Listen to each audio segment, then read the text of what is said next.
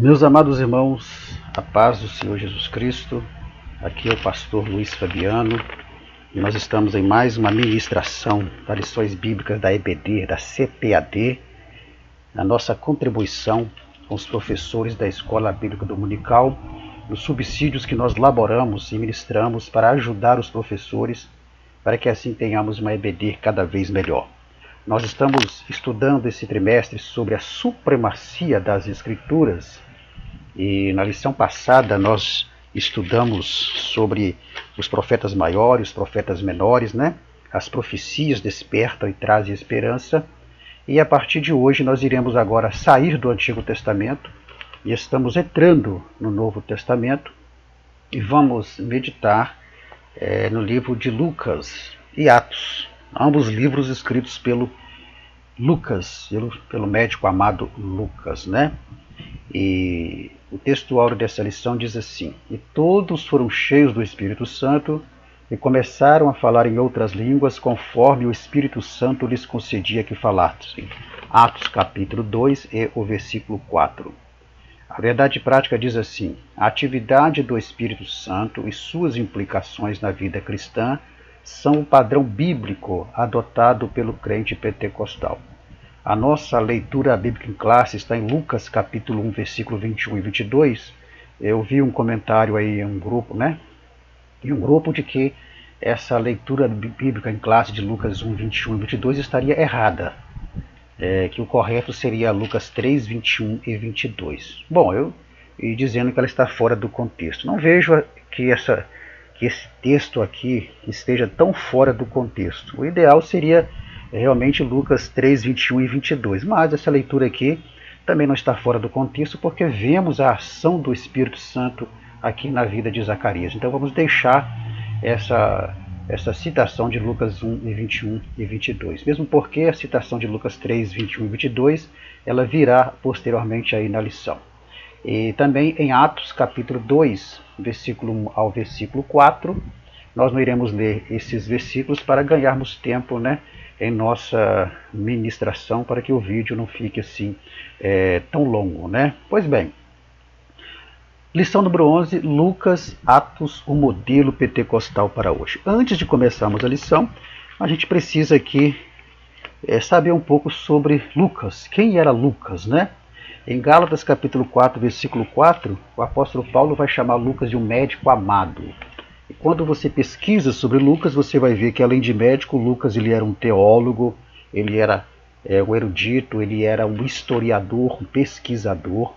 Então, quando Lucas escreve o evangelho que leva o seu nome e o livro de Atos, ele estava escrevendo exatamente para um homem chamado Teófilo.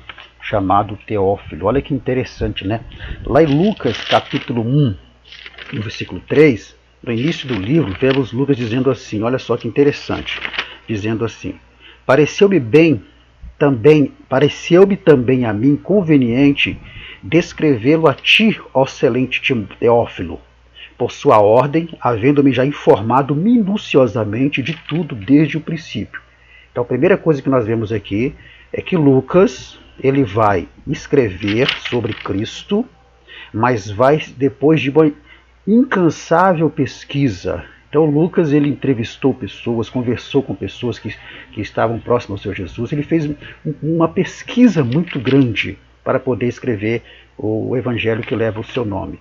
E lá em Atos, no livro de Atos, Atos capítulo 1, no versículo 1, nós vemos ali Lucas dizendo o seguinte assim, Atos capítulo 1, e o versículo 1 diz assim: Fiz o primeiro tratado, ó Teófilo, acerca de tudo que Jesus começou não só a fazer, mas a ensinar. Então, o que nós podemos dizer disso daqui? Que Lucas, ao escrever o evangelho que leva o seu nome e ao escrever o livro de Atos, ele está escrevendo para alguém cujo nome chama-se Teófilo.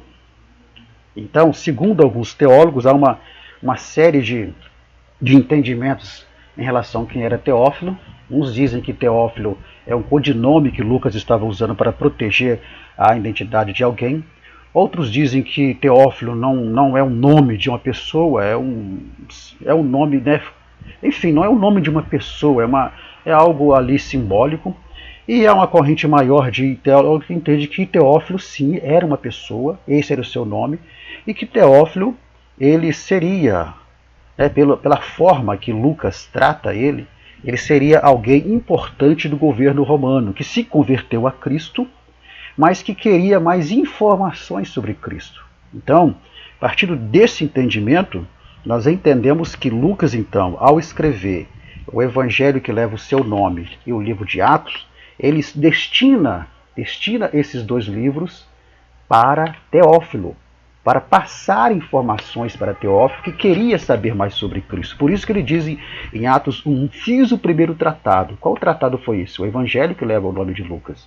E agora Lucas escreve o outro livro agora para complementar, para dar continuidade às informações que ele tinha sobre Cristo e depois sobre a igreja que Cristo deixou estabelecida aqui na terra. Então, ele escreve passando essas informações para esse homem chamado Teófilo, porque Teófilo queria mais informações sobre Cristo, que no entendimento da maioria dos teólogos, Teófilo ele havia se convertido a Cristo, queria mais informações, então Lucas escreve esses dois livros destinados a Teófilo, passando essas informações.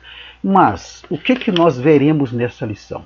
Depois desse breve histórico de Lucas e Teófilo, nós vamos ver que quando Lucas escreve esses dois livros, o Evangelho que leva o seu nome e o livro de Atos, passando informações para Teófilo, qual que era o propósito do livro? Era mostrar para Teófilo a ação do Espírito Santo na vida e no ministério de Jesus e da igreja primitiva. Então, quando ele escreve o Evangelho que leva o seu nome, nesse evangelho ele está mostrando a ação do Espírito Santo na vida e ministério de Jesus, e quando ele escreve o livro de Atos, ele está mostrando a ação do Espírito Santo na vida da igreja primitiva. E que esse é o modelo que nós pentecostais hoje precisamos seguir. Veremos também que ele vai mostrar qual é a finalidade desta ação do Espírito Santo, tanto na vida de Cristo, no ministério de Cristo, como na vida e no ministério da igreja. Nós vamos ver também que Lucas mostra a necessidade e a importância desta ação da igreja atual. A igreja precisa da ação do Espírito Santo. A ação do Espírito Santo ela é importante para a igreja atual. Então, quando Lucas ele mostra isso para Teófilo, são ensinamentos que são atemporais para nós. E aí nós veremos também a atemporalidade desta ação, ou seja, toda esta ação do Espírito Santo que Lucas mostra para Teófilo no evangelho que leva o seu nome no livro de Atos, é uma ação que é atemporal. Ou seja, o que é algo atemporal? Atemporal é aquilo que vale para todas as épocas, continua valendo para nós também, nós cremos assim. E por fim veremos a dinâmica desta ação, como foi a dinâmica, né? Como foi acontecendo esta ação do Espírito Santo na vida de Jesus e na vida e ministério também da igreja primitiva. Então são esses assuntos que nós veremos aqui nessa lição, sempre voltando ao tema Lucas Atos, o modelo pentecostal para hoje. Tudo aquilo que aconteceu de ação do Espírito Santo na vida de Jesus no Evangelho de Lucas e na vida da igreja no livro de Atos é um modelo que deve ser seguido pela igreja pentecostal de hoje. Então vamos ao nosso primeiro tópico, onde nós começaremos abordando o livro de Lucas, o Evangelho segundo São Lucas. E vamos ver então, primeiramente, o Espírito Santo no ministério de Cristo. Porque nós dissemos aqui que o Evangelho de Lucas tem o propósito de mostrar para Teófilo a ação do Espírito Santo na vida e no ministério de Jesus. E aí Lucas ele começa a mostrar que essa ação do Espírito Santo ela começou bem antes de Cristo nascer. Ele começa a descrever ali para Teófilo que a ação do Espírito Santo ela começa a acontecer no advento de Cristo, ou seja, muito antes de Cristo nascer. essa ação do Espírito Santo no ministério e na vida de Cristo, ela acontece. E começa acontecendo exatamente na concepção virginal do próprio Senhor Jesus. Não vamos entrar em detalhes, porque todo professor sabe, né, como foi a concepção de Jesus, de maneira milagrosa, sendo Maria virgem que não conhecia nenhum homem. E a grande dúvida de Maria é: como será isso, se eu não conheço o varão? Então é quando o anjo diz para ela: descerá sobre ti o Espírito Santo. Então nós vemos aí a ação do Espírito Santo, já na concepção de Jesus. Nós vemos também a ação do Espírito Santo na vida de Zacarias e sua esposa. A Bíblia vai dizer que Zacarias, a esposa, ela era estéril. E Zacarias pedia um filho a Deus, e Deus vai dar esse filho para eles. Zacarias era um homem cheio do Espírito Santo, e o Espírito Santo vai operar um milagre na vida desse casal, e esse casal vai ter um filho. Que filho será esse? Será o precursor do Messias. E aí nós vemos então o Espírito Santo agindo, a dinâmica dessa ação do Espírito Santo no advento de Cristo. Vemos então que Zacarias e sua esposa vão gerar pelo Espírito Santo, pelo milagre do Espírito Santo, na verdade, por milagre do Espírito Santo, vão gerar João Batista. João Batista vai ser o precursor de Cristo. João Batista vai ser aquele que vai preparar o caminho para Cristo. E aí nós vamos ver que quando tem essa promessa desse filho para Zacarias, em Lucas, no capítulo 1, do versículo 15, olha só o que diz lá: porque será grande diante do Senhor, e não beberá vinho, nem bebida forte, e será cheio do Espírito Santo desde o ventre da sua mãe. Então nós vemos aqui já a ação do Espírito Santo na vida do precursor do Messias, que é João Batista, que iria preparar o caminho para o ministério de Cristo. E vemos também Lucas mostrando a ação do Espírito Santo na vida de Simeão ao conhecer o Messias antes de morrer. Simeão, você conhece a história, professor? O próprio Espírito Santo já havia revelado para ele que ele não morreria enquanto ele não visse o Salvador. Em Lucas 2, 26 ao 30, quando Simeão, na apresentação de Jesus, ele pega Jesus no colo, ele então faz uma oração dizendo: agora o teu servo pode morrer em paz, porque os meus olhos viram a tua salvação. Então, Lucas ele começa mostrando, primeiramente, essa ação do Espírito Santo no advento de Cristo, ou seja, muito antes de Cristo nascer. Bom, Cristo nasceu. Aí passa um período de 30 anos, Jesus ele fica, a Bíblia não traz informações sobre a sua infância, a não ser um texto em que ele é visto no templo aos 12 anos, debatendo com os doutores da lei. Não tem mais nada sobre a sua infância. Então passa um período de 30 anos e agora chegou o momento de Jesus ter o seu ministério revelado publicamente. E para que isso aconteça, para que o ministério de Cristo ele fosse agora revelado publicamente, nós vamos ver a ação do Espírito Santo no batismo de Jesus.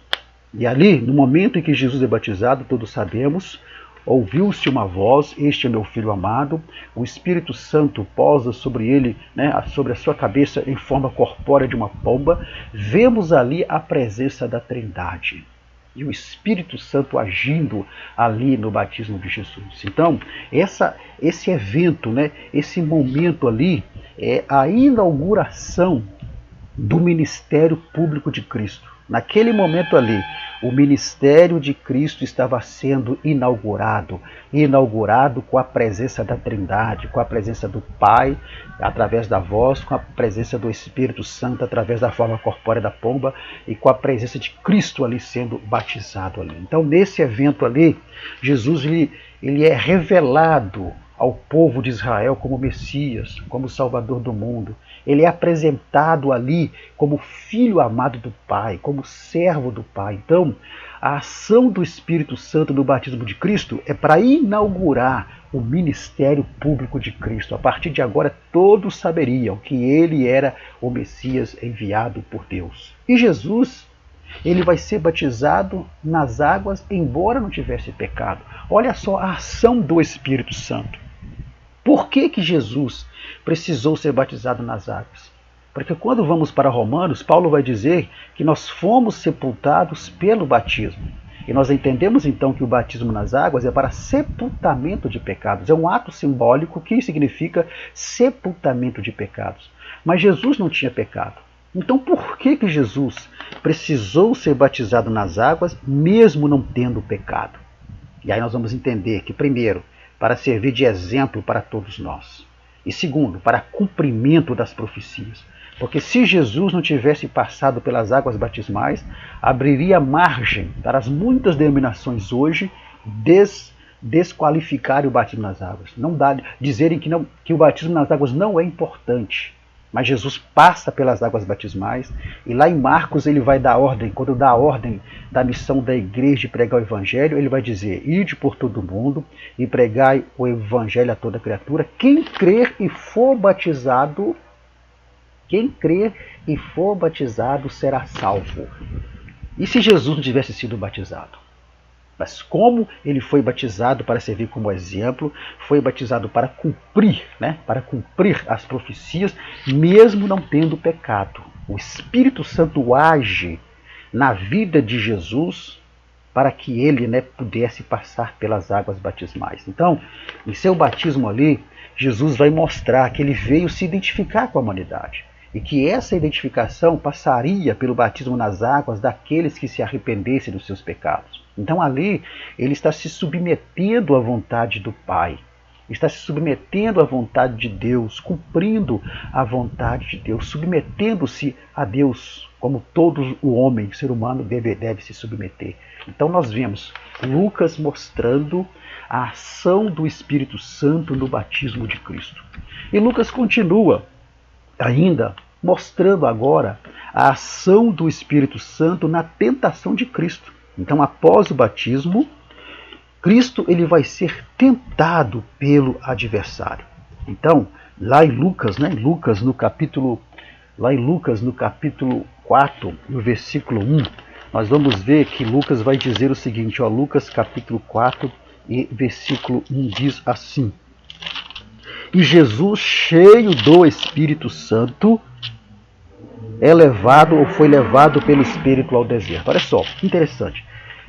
Qual que é a ação do Espírito Santo agora? Jesus foi batizado nas águas. Agora, ele cheio do Espírito Santo, porque Jesus precisava ser cheio do Espírito Santo, porque ele estava como homem, e como homem ele precisava ser cheio do Espírito Santo. E ele é cheio do Espírito Santo exatamente no momento do seu batismo, quando há a ação do Espírito Santo ali. Então agora, ele cheio do Espírito Santo, ele é levado pelo mesmo Espírito Santo para ser tentado no deserto. E aqui temos uma curiosidade. Não foi Satanás que levou Jesus para ser tentado no deserto. Foi o próprio Espírito Santo que levou Jesus para ser tentado no deserto. E aí a pergunta que se faz é: por que isso? Por que o próprio Espírito Santo leva Jesus para ser tentado no deserto? Qual que é o propósito disso? E aí nós vamos descobrir algo maravilhoso, que o propósito do próprio Espírito Santo levar Jesus para ser tentado no deserto era para que Jesus não apenas tivesse a natureza humana, porque ele tinha a natureza humana, mas também que ele tivesse a experiência humana. Então em Filipenses 2, versículos 5 a 8, nós vamos ver ali toda a trajetória de Jesus ao se desfazer da sua glória, se tornar homem como nós. Então, uma vez que ele se tornou homem como nós, ele precisava passar pela experiência humana da tentação. Sabe por quê? Porque senão, se Jesus não fosse tentado pelo adversário, iria abrir margem para Satanás questionar a impecabilidade de Jesus. Satanás poderia simplesmente dizer para Deus e questionar a Deus: olha, mas é lógico que ele não tem pecado, porque o Senhor não me deu a oportunidade de tentá-lo. O Senhor não me deu a oportunidade de oferecer a ele os prazeres deste mundo. O Senhor não me deu a oportunidade de oferecer a ele as riquezas deste mundo. Então, dessa forma, é fácil ele não pecar. Mas aí, vemos a ação do Espírito Santo exatamente. Ele, o próprio Espírito, levando Jesus para ser tentado. Está aí. Pode tentá-lo, como você tentaria qualquer ser humano. E ali nós vamos ver então que Jesus, durante o período de 40 dias que ele fica ali sendo tentado pelo adversário no deserto, ele vai manter a comunhão com o Pai. E ele vai se fortalecer por meio do jejum e da oração. E está em Lucas capítulo 4, versículo 2. Então, vemos ali que Jesus ele precisava ser tentado pelo adversário para que não abrisse margem de questionamento acerca da sua impecabilidade. E o próprio Espírito Santo então o leva e o entrega lá, está aí, pode tentá-lo. Mas Jesus estava se fortalecendo no jejum, Jesus estava se fortalecendo na oração, e ele então, fortalecido pelo jejum, fortalecido pela oração, ele vai ter vitória sobre a tentação. E nessa vitória, ele vai demonstrar que ele estava capacitado para exercer o seu ministério. Jesus ele vai vencer o diabo ali pelo poder do Espírito Santo e pelo poder da palavra de Deus. Agora, não haveria mais margem para Satanás questionar a impecabilidade de Jesus. Da mesma forma que Satanás questionou a fidelidade de Jó, lembra-se? Ele questionaria a impecabilidade de Jesus se Jesus não passasse pela tentação como todo ser humano ele passa. Então vemos a ação do Espírito Santo e mais no finalzinho desse tópico vamos fazer uma aplicação prática nesses itens. Pois bem, então já vimos a ação do Espírito Santo no advento de Cristo, vimos a ação do Espírito Santo, Lucas mostrando, no Evangelho que leva o seu nome, mostrando a ação do Espírito Santo no batismo de Cristo, mostrando a ação do Espírito Santo na tentação de Cristo, e agora vamos ver Lucas mostrando a ação do Espírito Santo na missão de Cristo. Então, após o triunfo de Cristo sobre Satanás, o mesmo Espírito Santo agora leva Jesus para dar início ao seu ministério lá na Galileia. E lá na Galileia, Jesus ele começa o seu ministério. Em Lucas capítulo 4, versículo 14, diz assim: Então, pela virtude do Espírito, voltou Jesus para a Galileia, e a sua fama correu por todas as terras em derredor. E quando ele chega ali na Galileia, o mesmo Espírito que o havia levado para o isolamento do deserto para ser tentado, é o mesmo Espírito que agora o leva à cena pública, às pessoas. Por quê? Porque agora você está, Você está pronto para exercer a sua missão. E quando ele chega ali, na Galileia, ainda Lucas no capítulo 4, versículo 15, assim: E ensinava nas suas sinagogas e por todos era louvado. Então, agora vamos ver a atuação do Espírito Santo no ministério de Cristo. E esse ministério ele começa ali pela Galileia. E nós vamos ver que ali na Galileia, ele então prega a palavra de Deus, ensina nas sinagogas. E levado pelo Espírito Santo, nós vamos ver que Jesus é levado também para outros lugares. Ele se dirige ali para Nazaré, você pode ver isso no versículo 16, ali onde ele foi criado, onde ele foi educado. E quando chega em Nazaré, ele entrou numa sinagoga no dia de sábado, pegou os pergaminhos para ler e leu Isaías no capítulo 61 e o versículo 1. E o que está escrito lá em Isaías capítulo 61 e versículo 1? Está escrito exatamente assim: O Espírito do Senhor Jeová está sobre mim, porque o Senhor me ungiu para pregar boas novas aos mansos, enviou-me a restaurar os contritos de coração, a proclamar a liberdade aos cativos e a abertura de prisão aos presos. Quando ele termina de fazer essa leitura, ele abre ali, ele fecha ali as Escrituras, encerrando o livro. Então, quando ele termina de ler isso, ele fecha as Escrituras e diz o seguinte, encerrando o livro e tornando-o dar ao ministro, assentou-se, os olhos de toda a sinagoga estavam fitos nele. Então começou a dizer-lhe: Hoje se cumpriu essa Escritura em vossos ouvidos. Ou seja, hoje esse homem que está aqui, Isaías profetizou, esse homem sou eu. Então, ao ler esse versículo de Isaías 61, capítulo 1, ali estava sendo declarado que a unção do Espírito Santo qualificava o ministério de Cristo para a evangelização, para a cura, para a libertação e para a restauração. E o ministério de Cristo vai ser marcado pela ação do Espírito Santo com milagres, operação de maravilhas, com libertação de endemoniados, com a evangelização, com a restauração de pessoas. Então vemos a ação do Espírito Santo na missão de Cristo.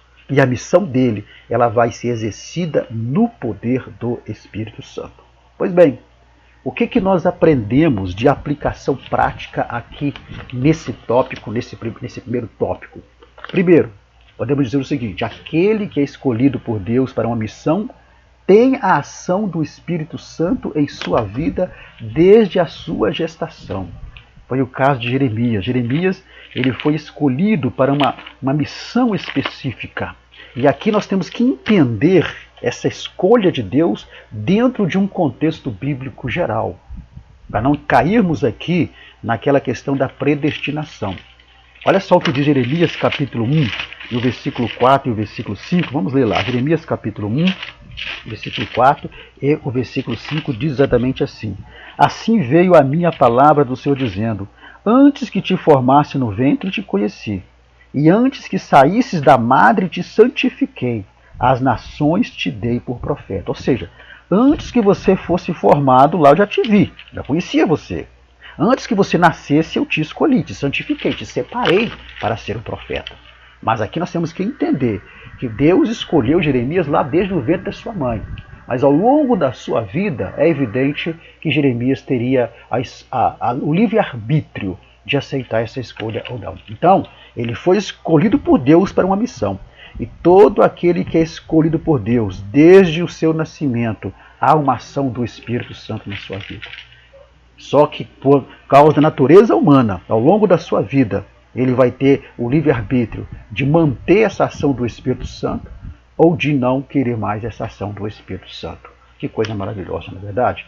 Aprendemos também que o fato de termos o Espírito Santo, de orarmos, de jejuarmos, não nos isenta das tentações, pelo contrário. Não pense você, porque você é cheio do Espírito Santo, porque você jejua, porque você ora, e você vai estar isento às tentações. Não, as tentações virão. E a palavra tentação que estamos dizendo aqui, é preciso lembrar o professor que a palavra tentação na Bíblia, ela tem significados diferentes de acordo com a colocação no texto. Então, ora, a palavra tentação vai significar provação, que é aquilo que Deus nos dá, como foi o caso de Jó, e também pode significar indução ao pecado. Então, você tem que saber discernir quando é que a palavra tentação está significando uma provação dada por Deus ou quando ela está significando uma indução ao pecado. Então, o fato de nós orarmos, jejuarmos, sermos cheios do Espírito Santo, não nos isenta de sermos induzidos ao pecado. Agora, se vamos pecar ou não, aí vai depender de nós, das nossas escolhas e da nossa vida.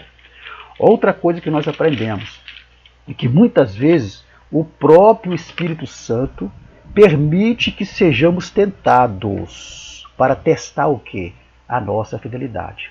Então nós aprendemos que muitas vezes o próprio Espírito Santo permite que nós sejamos induzidos ao pecado, não que ele nos tente. Então você precisa entender essa permissão do Espírito Santo para sermos tentados, para testar nossa fidelidade da seguinte forma. Por exemplo, Tiago, no capítulo 1, Tiago, capítulo 1, versículo 13, diz assim: Ninguém sendo tentado diga de Deus sou tentado, porque Deus não pode ser tentado pelo mal e a ninguém tenta. Então a palavra tentação aqui, ela tem o significado de indução ao pecado. Então, é como se Tiago estivesse dizendo assim: ninguém sendo induzido ao pecado, diga de Deus estou sendo induzido ao pecado, porque Deus não pode ser induzido ao pecado e ele a ninguém induz ao pecado. Então, essa permissão do Espírito Santo não significa que o Espírito Santo é que vai te tentar, que vai te induzir ao pecado. Não, ele vai permitir, assim como permitiu que Jesus fosse e assim como permitiu que muitos outros fossem tentados. Então, essa permissão do Espírito Santo não é que ele está te tentando, ele está permitindo que você seja tentado para provar sua fidelidade. E também em 1 Coríntios capítulo 10, versículo 13, é dessa forma que nós precisamos entender essa permissão, né, que o Espírito Santo dá para que nós sejamos tentados. 10 e 13 diz assim: Não veio sobre vós tentação, está vendo, indução ao pecado, senão humana. Mas fiel é Deus, que vos não deixará tentar acima do que podeis. Antes, com a tentação, dará também o escape para que possais suportar. Então, quando o Espírito Santo nos permite sermos tentados, sermos induzidos ao pecado pelo adversário, aqui está dizendo que não nos dará tentação acima daquilo que nós podemos suportar. Mas junto com a tentação, nos dará o escape. Mas lembrando que esse escape virá para aquele que está fazendo por onde ter esse escape. Olha o caso de Jesus. Jesus ele foi tentado, mas se fortaleceu com o quê? Com jejum, com a oração. Mesmo estando cheio do Espírito Santo, se fortaleceu com jejum e oração. E o escape veio. Da mesma forma, o crente, quando o Espírito Santo permite que ele seja tentado, induzido ao pecado, ele terá o escape. Mas ele terá o escape se ele se preparou para aquele momento. Porque se ele alimentou durante mais a sua carne do que o seu espírito, é evidentemente que ele não suportará a tentação. E outra coisa que nós aprendemos é que assim como Jesus, nós precisamos que nossas vidas sejam marcadas pela ação do Espírito Santo.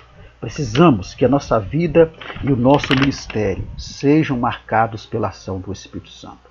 Então, nós vemos que no Evangelho de Lucas, ele procura mostrar para Teófilo, trazendo mais informações sobre Cristo, mas a partir do objetivo de mostrar a ação do Espírito Santo na vida de Cristo.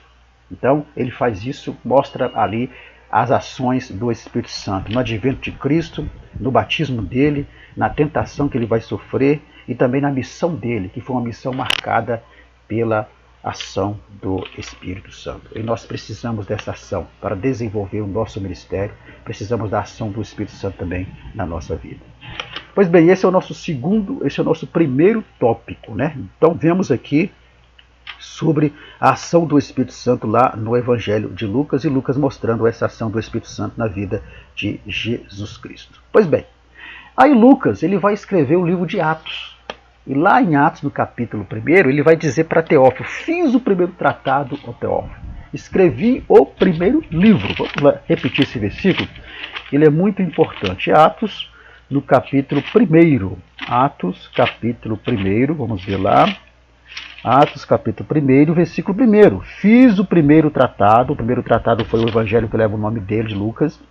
Ó Teófilo, acerca de tudo que Jesus começou não só a fazer, mas a ensinar. Eu fiz o primeiro tratado, mas eu me vejo na necessidade de dar uma continuidade ao que eu estava informando para você, Teófilo. E aí então, Lucas escreve o livro de Atos, e no livro de Atos, ele vai mostrar a ação do Espírito Santo na vida da igreja. Então, qual que é a ação do Espírito Santo em Atos? Nós vamos ver que Atos vai registrar a ação do Espírito Santo na inauguração histórica da igreja como agência de Cristo. A igreja invisível já havia sido inaugurada por Cristo, mas agora ela precisava ser inaugurada como uma agência aqui na terra. Então o livro de Atos vai registrar exatamente isso. A ação do Espírito Santo inaugurando a igreja como uma agência de Cristo aqui na terra. Então, o livro de Atos, ele trata-se da continuação daquilo que Lucas estava mostrando no evangelho que leva o seu nome. Então, era uma continuação da obra de Jesus, por meio, agora, não mais pessoalmente, mas por meio dos discípulos que foram capacitados pelo Espírito Santo. Então, esse é o registro do livro de Atos. Então, o derramamento do Espírito Santo era a capacitação necessária para a evangelização de todos os povos. Até então, Jesus estava na missão dessa evangelização. Mas agora, com o retorno de Jesus para a eternidade, para o Pai, quem daria continuidade a esse trabalho de evangelizar os povos seria os discípulos, seria a sua igreja como agência aqui na terra. Mas eles precisavam ser capacitados. E de que forma que essa capacitação veio? Essa capacitação veio pelo derramar do Espírito Santo. Em Atos capítulo 1, versículo 8, ele disse, olha, mas recebereis poder ao descer sobre vós o Espírito Santo, e ser-me-eis testemunhas, tanto em Jerusalém como Samaria, Judeia e até os confins da terra. Então, o que Jesus fez? Jesus, ele reveste primeiramente a igreja com o poder do Espírito Santo e depois ele envia a igreja ao mundo. A imagem que você vê sugestiva é exatamente isso. É como se Jesus estivesse dizendo, olha, agora que vocês estão cheios do Espírito Santo, vocês vão por todo mundo e preguem a minha palavra. Então, a capacitação da igreja como agência de Cristo aqui na terra, como responsável pela evangelização, essa capacitação, ela viria pelo poder do Espírito Santo, pelo derramar do Espírito Santo na vida da igreja, na vida de cada um. Então nós observamos que a ação do Espírito Santo em Atos, ela começa com o derramar do Espírito Santo sobre a sua igreja, que estava reunida no dia do Pentecoste. E aí vamos ver então a ação do Espírito Santo no dia do Pentecoste. Então, ali no dia da festa do Pentecoste, não vamos entrar em detalhes sobre essa festa, porque é outro assunto, e a maioria dos professores tem conhecimento. Então, no dia da festa de Pentecoste, é derramado sobre os irmãos o poder do Espírito Santo. O Espírito Santo é derramado. Como cumprimento da profecia de Joel capítulo 2, versículo 28, de Lucas 24, 49, quando Jesus, antes de voltar para o céu, ele disse para os seus discípulos, olha, ficai na cidade de Jerusalém, até que do alto sejais revestidos de poder. Então a profecia de Joel, ela vai ser ratificada por Jesus Cristo. E em Atos capítulo 1 e o versículo 4, ali se cumpre a profecia lá de Joel e que foi ratificada pelo Senhor Jesus, e o Espírito Santo é derramado sobre a igreja. Então os discípulos ali e os irmãos que ali estavam, eles foram cheios do Espírito Santo, né? E essa ação do Espírito Santo de enchê-los, essa foi a ação do Espírito Santo de enchê-los, ela vinha acompanhada de sinais sobrenaturais e de evidências sobrenaturais. Que sinais são esses? Atos 2, versículo 1, versículo 4 diz que, olha só, e de repente veio do céu um som como de um vento veemente e impetuoso. Então, primeiro sinal sobrenatural, um som como de um vento veemente e impetuoso. Segundo sinal, línguas, né? Línguas repartidas como que de fogo, né, sobre cada um deles. E ainda, né, diz a Bíblia ali, que como ainda sinal sobrenatural, ainda eles começaram a falar em outras línguas, conforme o Espírito Santo lhes concedia que falassem. Evidentemente que nós sabemos que essas línguas que esses discípulos, que esses irmãos falaram no dia ali do Pentecoste, nessa ação do Espírito Santo no dia do Pentecoste, são línguas humanas de pessoas de nações que ali estavam para a festa. Onde é que está o sobrenatural aqui? O sobrenatural está que aqueles irmãos que falaram essas línguas não tinham conhecimento dessas línguas, não tinham estudado essas línguas, não tinham aprendido a falar essas línguas. Aqui é que está o sinal sobrenatural, né? A evidência sobrenatural do derramamento do Espírito Santo ali sobre a vida dos irmãos que ali estavam. Então, Lucas mostra no livro de Atos a ação do Espírito Santo ali no dia do Pentecoste com sinais sobrenaturais, com evidências sobrenaturais. Então, a partir do Pentecoste, a partir do derramar do Espírito Santo ali sobre os irmãos, sobre essa ação maravilhosa do Espírito Santo ali, os discípulos então, eles começaram a pregar pelo poder e no poder do Espírito Santo. Fato notório é que Pedro vai fazer a sua primeira pregação.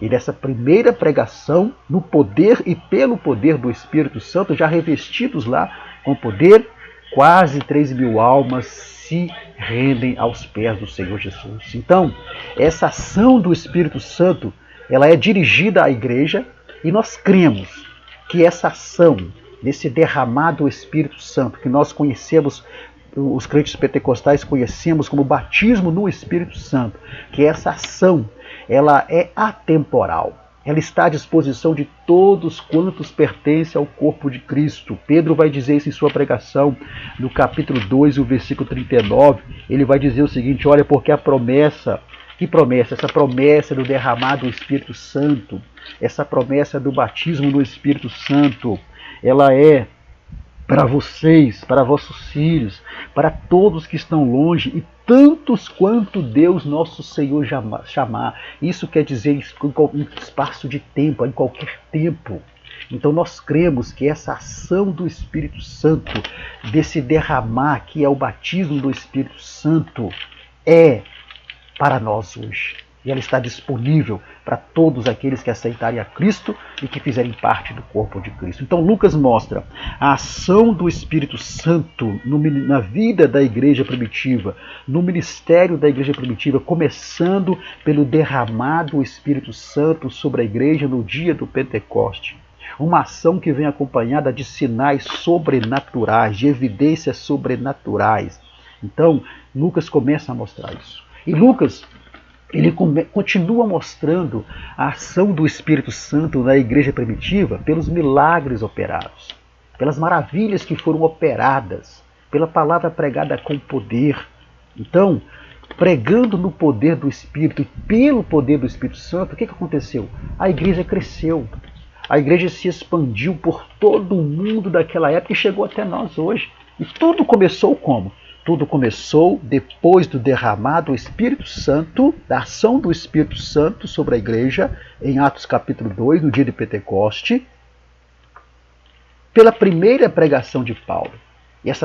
De Pedro, pela primeira pregação de Pedro, que vai acontecer exatamente depois da igreja ser batizada no Espírito Santo, depois que a igreja recebe o derramamento do Espírito Santo. E ali nessas citações nós vamos ver os milagres que acompanhavam as pregações de Pedro, as pregações de Paulo, as pregações de Filipe, os milagres que aconteciam na evangelização. Tudo isso provocado o quê?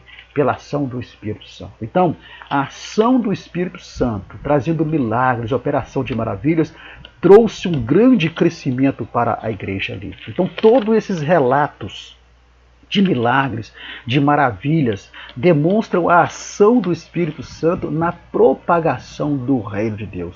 O reino de Deus foi propagado com poder pela ação do Espírito Santo. Então nós vamos ver que em Atos, Lucas registra que a marca da igreja primitiva foi o quê? Foi o crescimento. E esse crescimento ele vai acontecer, ele vai ser resultante do quê? Da ação do Espírito Santo na vida daqueles que cumpriam o seu papel na obra de Deus. O que eu quero dizer com isso? Que Jesus deixou bem claro que a missão de pregar o Evangelho era de quem? Era dos discípulos. Então, na vida daqueles que estavam cumprindo o seu papel de pregar o Evangelho, o Espírito Santo vai agir de tal forma que milagres acontecerão, maravilhas acontecerão, e a igreja ela vai ter um crescimento maravilhoso, um crescimento espetacular. Tudo isso por causa da ação do Espírito Santo a partir do derramar, no dia de Pentecoste, a partir desse revestimento de poder que veremos mais no terceiro tópico sobre os irmãos e sobre a igreja ali. Pois bem, quais são as aplicações práticas que nós podemos tirar desse segundo tópico sobre a atuação do Espírito Santo no ministério e na vida da igreja primitiva, registrada no livro de Atos que Lucas relata para Teófilo? Primeira coisa, o propósito do derramar do Espírito Santo, ou seja, do batismo do Espírito Santo, é precisamente capacitar o crente para testemunhar Jesus. Então, o derramar do Espírito Santo, o batismo do Espírito Santo, não é para tornar nenhum crente melhor que o outro, não é para sermos um super crente, não, os super espirituais, não. O principal propósito é capacitar o crente para testemunhar de Jesus. E aí nós vemos Atos 1:8 de novo. Recebereis poder ao descer sobre vós o Espírito Santo e ser-me-eis testemunhas. Então é a capacitação para testemunhar. E a partir do derramar de Atos capítulo 2, nós vemos ali então a ação do Espírito Santo realmente cumprindo essa capacitação com os servos de Deus ali. Quando E quando o crente ele é batizado no Espírito Santo, ele é cheio do Espírito Santo, não importa se ele é analfabeto, não importa se ele não sabe nem escrever, nem ler, nem falar direito, mas ele é capacitado pelo Espírito Santo, porque diz a palavra que a nossa capacidade vem de Deus. E às vezes, mesmo não tendo estudo, não tendo leitura, não sabendo ler, não sabendo escrever, não sabendo nem falar, falando tudo errado, mas quando ele é cheio do Espírito Santo, e aqui eu estou dizendo cheio do Espírito Santo no aspecto de ser batizado no Espírito Santo, ele é capacitado pelo mesmo Espírito Santo. E aprendemos também que sem a ação do Espírito Santo, nenhuma estratégia de evangelização será eficaz. Não adianta. Você pode ter as melhores estratégias de evangelização. Se você não tiver a ação do Espírito Santo, nenhuma estratégia de pregar o Evangelho será eficaz. Poderá ser eficiente, mas não será eficaz. Então a eficácia da pregação do Evangelho, ela vem com a ação do Espírito Santo. Por quê? Porque se não tiver a ação do Espírito Santo, teremos apenas palavras. Mas tendo a ação do Espírito Santo, teremos milagres, teremos operações de maravilhas. E isso traz o quê? O crescimento no número de salvos. E outra coisa que aprendemos é que uma igreja sem a ação do Espírito Santo não tem vida em si mesma. Ela incha, mas não cresce. Então uma igreja que usa estratégias para atrair as pessoas, sem a participação da ação do Espírito Santo, ela vai realmente encher uma igreja. Mas ela, na verdade, ela não estará crescendo, ela estará inchando. Mas uma igreja que tem a ação do Espírito Santo, e aí sim, a ação do Espírito Santo associada às estratégias, ela vai trazer um crescimento para a igreja e não apenas um crescimento numérico, porque não vamos ser hipócritas. O crescimento numérico é importante sim, não é verdade? Mas é um crescimento numérico com qualidade, um crescimento numérico com pessoas realmente salvas, um crescimento numérico com pessoas realmente convertidas, e isso é um crescimento. E não apenas uma igreja se enchendo ou se inchando. A igreja primitiva, ela não apenas crescia numericamente, mas ela crescia numericamente com crentes realmente convertidos, com crentes realmente salvos e que eram dedicados à obra de Deus. Pois bem, assim chegamos então ao nosso terceiro tópico. Então, no primeiro tópico, Lucas, que escreve o Evangelho levando o seu nome, ele mostra a ação do Espírito Santo na vida e no ministério de Cristo desde o seu advento. No livro de Atos, ele dá continuidade àquilo que ele estava escrevendo, trazendo mais informações sobre Jesus, mas agora mostrando a continuidade da obra de Jesus por meio dos seus discípulos e da sua igreja, que é inaugurada pelo poder do Espírito Santo como uma agência aqui nessa terra. E ele mostra então a ação do Espírito Santo na vida e no ministério da igreja. E agora, no terceiro tópico, nós vamos ver então sobre um modelo pentecostal para a igreja atual. Lembra do tema da lição? Lucas, Atos, o modelo pentecostal para hoje. Então, o modelo de ação do Espírito Santo a ser seguido pela igreja pentecostal deve ser o modelo de Atos e o modelo do Evangelho de segundo São Lucas. Então, qual que é o modelo? Primeiro, é entender o Espírito Santo como revestimento de poder. O povo de Deus, lá em Atos capítulo 2, foram revestidos de poder. Então, o que isso quer dizer? Isso quer dizer que, ao serem batizados no Espírito Santo lá no dia de Pentecoste, todos os irmãos que estavam ali, os discípulos, já tinham o Espírito Santo conforme Jesus já havia prometido em João 14. Eu vou para o Pai, mas eu vos enviarei outro Consolador que esteja convosco para sempre. Então, o que aconteceu no dia do Pentecoste é que os irmãos ali foram revestidos com o poder do Espírito Santo. A imagem que você vê te dá uma ideia do que eu estou falando. Então é como se o indivíduo já tem uma roupa e agora ele está sendo revestido com outra roupa. É exatamente isso que é o batismo no Espírito Santo.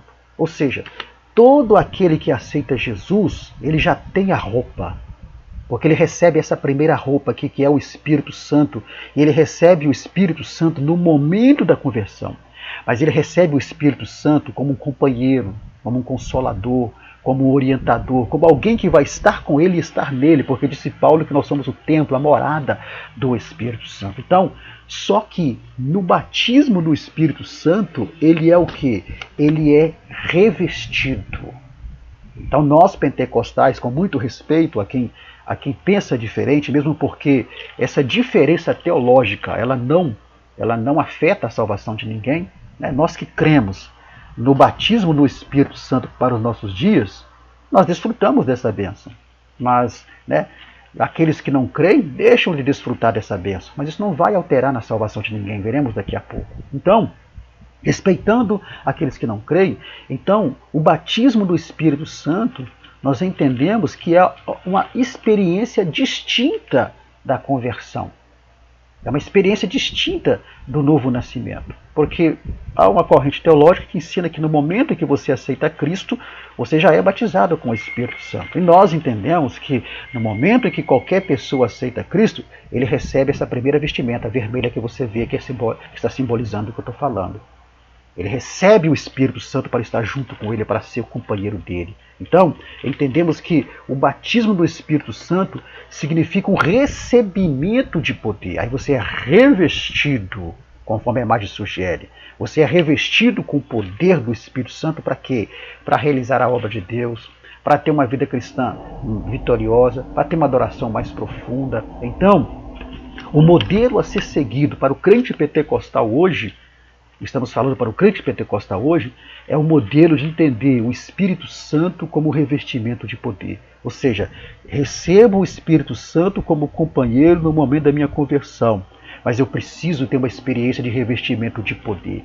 E que revestimento de poder é esse? É o batismo no Espírito Santo. Esse é o modelo a ser seguido, né? A ser seguido para a igreja pentecostal nos dias de hoje. E aí nós temos que uma vez que o crente, ele recebe esse revestimento de poder, que nós entendemos, né, que é o batismo no Espírito Santo ou com o Espírito Santo. Para mim não há nenhuma dificuldade nessas expressões. Qual que é a evidência de que a pessoa recebeu esse revestimento de poder? E aí, os crentes pentecostais entendemos que o falar em línguas humanas ou celestiais é a evidência inicial, não é a única, a evidência inicial do batismo no Espírito Santo. Porque dentro da teologia pentecostal, né, se entende que a evidência daquele que foi batizado no Espírito Santo é que ele vai falar em línguas. Sejam essas línguas humanas, neste caso seria uma operação sobrenatural. Ele falaria uma língua que ele não tem conhecimento de pronúncia, de escrita, de estudo, porque ele não estudou a língua. Então funcionaria mais ou menos assim. A pessoa, né, batizada no Espírito Santo, de repente ela está num ambiente onde há um japonês, por exemplo. E ali então ele é usado na língua japonesa, sem conhecer a língua, sem ter estudado a língua. Então, numa operação sobrenatural. E há as línguas, né, celestiais, que infelizmente ao longo dos tempos vem sendo banalizado. Mas nós cremos na evidência do revestimento de poder, as línguas humanas não estudadas, que a pessoa fala, ou as línguas celestiais. Então, por que cremos assim? Porque ao longo do livro de Atos, você vai ver Lucas relatando essa manifestação de línguas estranhas na vida das pessoas, né? Atos capítulo 2, versículo 4, né? Ali vemos que a língua ali falada foi línguas humanas, já dissemos aqui, porém a ação sobrenatural está no fato de que aqueles irmãos não tinham estudado o conhecimento daquela língua. Em Atos 10, capítulo 10, versículo 46, temos aqui, ó, e dizendo Pedro ainda essas palavras, caiu o Espírito Santo sobre todos que ouviam a palavra. Então Pedro estava pregando e o Espírito Santo veio sobre aquelas pessoas. E os fiéis que eram da circuncisão, todos quantos tinham vindo com Pedro, maravilhavam-se de que o dom do Espírito Santo se derramasse também sobre os gentios, porque os ouviam falar línguas e magnificar a Deus. Atos capítulo 19 e o versículo 6 diz exatamente assim: e impondo-lhes Paulo as mãos, veio sobre eles o Espírito Santo, e falavam línguas e profetizavam. Então, temos aqui Lucas mostrando ao longo do livro de Atos essa manifestação, essa evidência sobrenatural daquele que é batizado no Espírito Santo, porque aqui foi no momento das pregações. Pedro está pregando ali para aqueles irmãos ali em capítulo 10, versículo 46, e o Espírito Santo cai sobre eles e eles falam em línguas. Paulo também põe as mãos sobre aqueles irmãos e o Espírito Santo e eles falam em línguas. Então vemos aqui que na teologia pentecostal se entende que a evidência desse revestimento de poder, a evidência desse batismo do Espírito Santo é o falar em línguas. Com muito respeito, né, aos que não creem assim. Como eu disse, isso não vai alterar a salvação de ninguém, conforme nós veremos ali na frente. Em 1 Coríntios, capítulo 14, capítulo 14, versículo 5, você vê Paulo falando também sobre línguas. Não proibais, para falar línguas. Então, resumindo, o modelo pentecostal para os dias de hoje, para a igreja pentecostal hoje, é esse modelo de ação do Espírito Santo, de revestimento de poder, como aconteceu ali no livro de Atos. Pois bem, prosseguindo aqui, nós vamos ver que esse revestimento de poder, ele precisa acontecer na sua plenitude. Mas como assim? Como entender a plenitude do revestimento de poder, que é o batismo com o Espírito Santo? Isso significa que o batismo do Espírito Santo, o revestimento de poder, ele vem acompanhado de algumas características.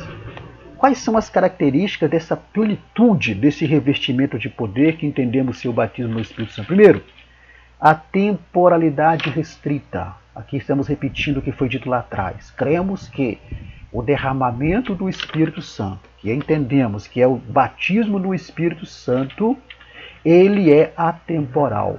Não é algo que, não é uma ação que ficou restrita à igreja primitiva para o crescimento. O próprio Pedro vai dizer, já dissemos aqui, que é uma promessa que diz respeito a todos quanto o Senhor nosso Deus chamar. Isso sugere para nós o quê? Em qualquer espaço de tempo.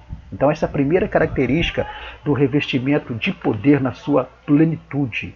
Segundo, aponta para uma dispensação contínua com prazo de validade. Esse derramamento de poder, o batismo no Espírito Santo, ele vai durar para sempre? Não, evidentemente que não. No arrebatamento da igreja isso vai cessar, porque quando vier a perfeição, diz em Coríntios capítulo 13, então tudo cessará. Quando é que vai vir a perfeição?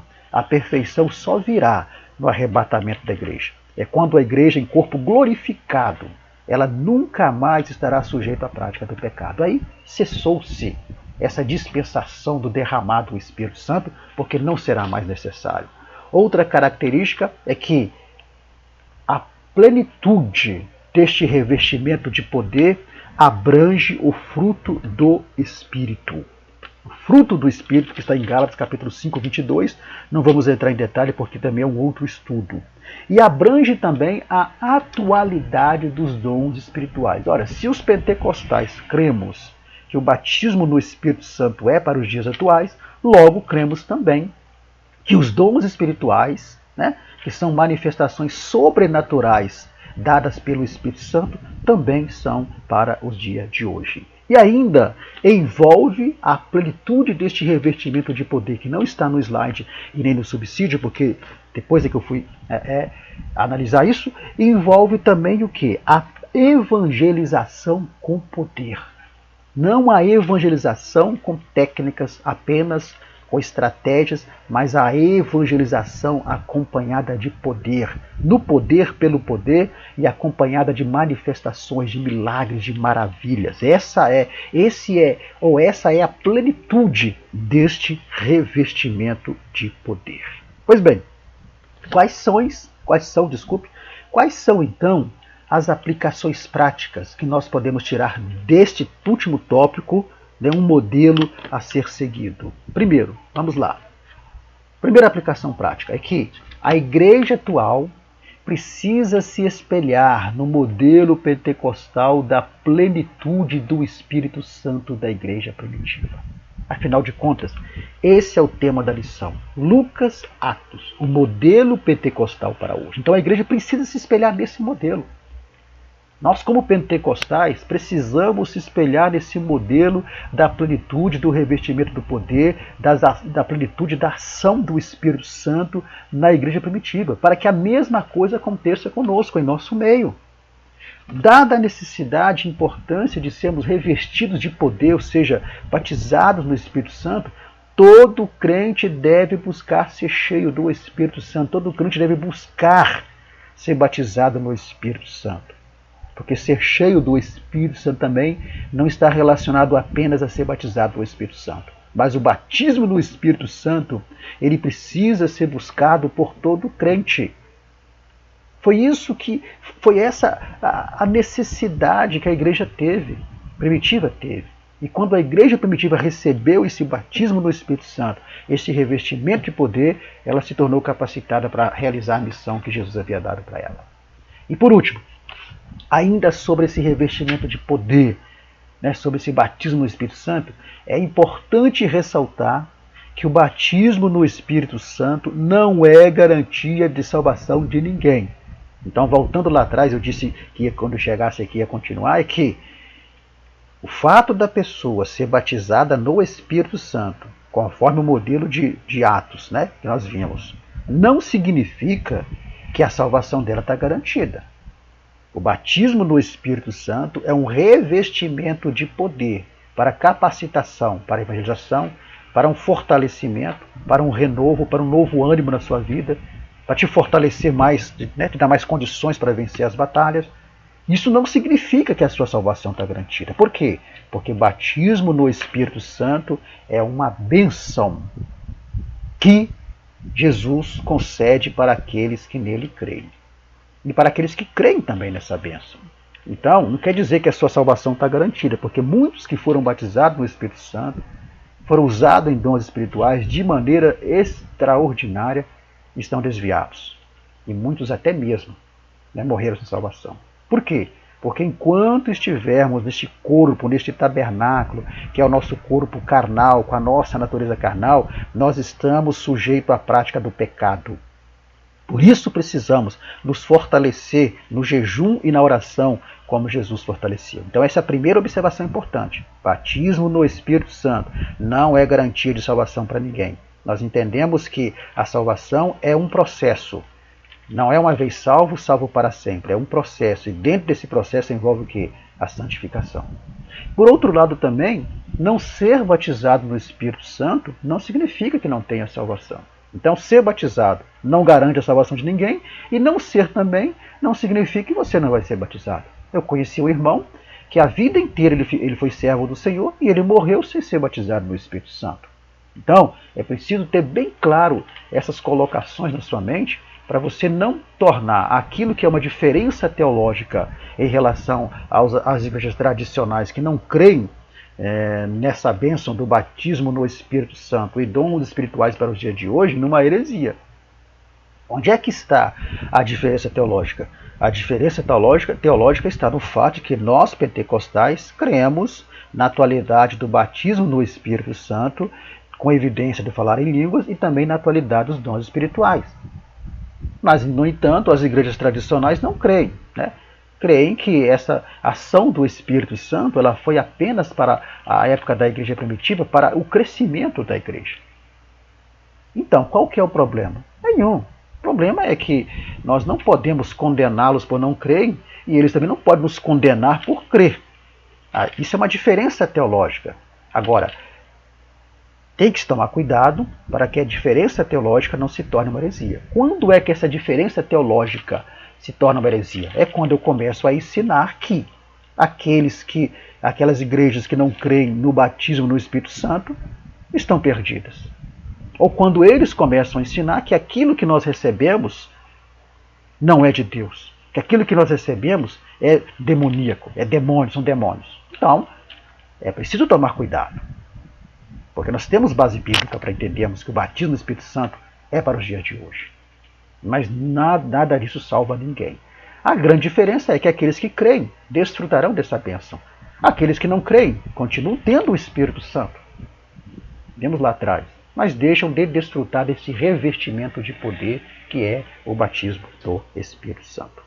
Bom, para terminarmos, Quando é que acontece o batismo do Espírito Santo na vida do crente? Ora, algumas denominações ensinam que isso acontece no momento quando a pessoa é batizada nas águas. A pessoa foi batizada nas águas, ela recebe automaticamente o batismo no Espírito Santo, sem evidências de falar línguas, porque alguns creem que a língua estranha, seja ela humana ou celestial, já é um dom e não uma evidência.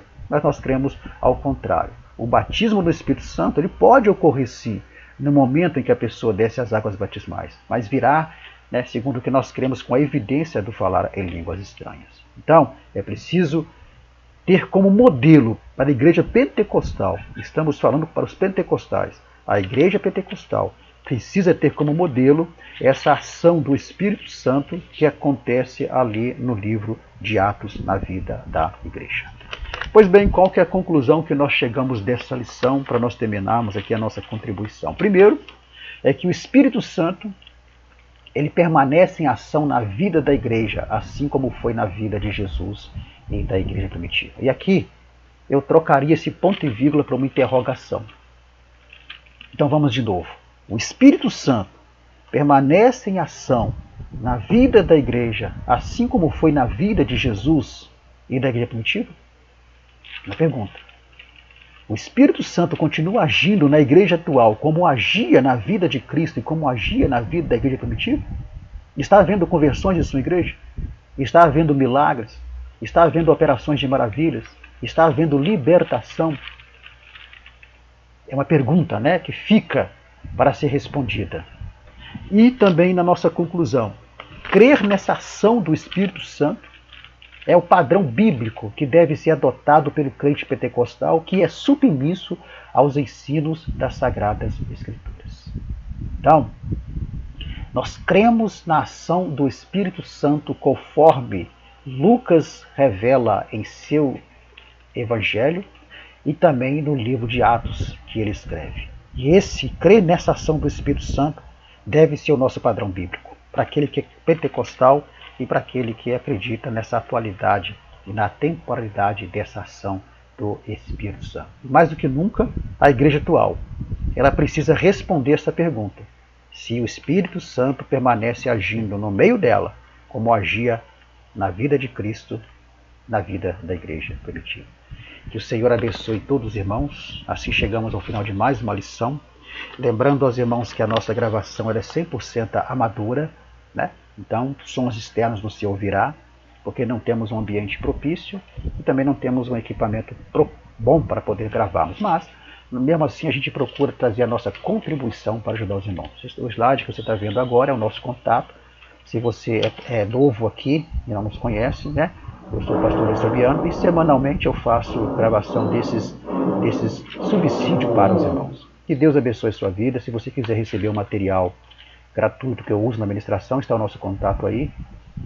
Se você quiser fazer parte do nosso grupo de WhatsApp, pelo qual eu envio semanalmente o material gratuitamente também, você pode entrar aí pelo esse número ou pela descrição, pelo link convite que haverá aqui na descrição desse vídeo, e será um prazer ter você junto no nosso canal, bem como no nosso grupo de WhatsApp. Convido os irmãos a ajudar que esse número de irmãos cresçam, Então, convide outros irmãos a se inscrever no nosso canal, no nosso grupo, a compartilhar, faça os seus comentários, porque o YouTube entende, com seus comentários que isso é importante também envia para outras pessoas. Vamos fazer crescer, porque o nosso objetivo é ajudar os irmãos na administração. Que Deus abençoe a todos e que o Espírito Santo possa continuar abençoando a vida de cada um.